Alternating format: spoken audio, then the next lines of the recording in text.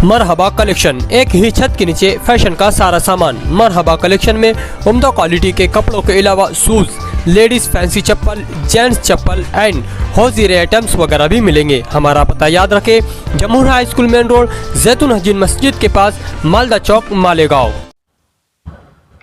शहर में इन दिनों दो मसलक के दरमियान कुछ तनाज़ा चल रहा था और इस सिलसिले में मौलाना अमीनुल कादरी साहब इनके तकरीर के बाद मुनाजरे की बात दोनों तरफ से चलने लगी, जिसकी वजह से शहर में बहुत तनाव बढ़ रहा था और सोशल मीडिया पर हंगामा बढ़ रहा था।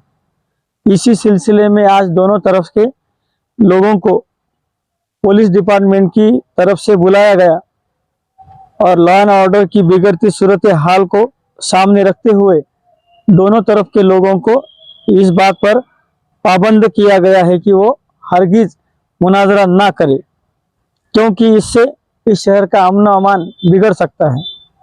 यह बात दोनों तरफ के लोगों से गुफ्तगू करने के बाद तय हो गई है कि अब कोई मुनाजरा नहीं होगा। इसी सिलसिले में कोई लेटरबाजी सोशल मीडिया पर लिखा या बोला नहीं जाएगा। इसका मतलब किसी भी तरफ से कोई भी लेटर नहीं आएगा, कोई भी ऑडियो वीडियो क्लिप उनसे भी सोशल मीडिया पर नहीं आएगी।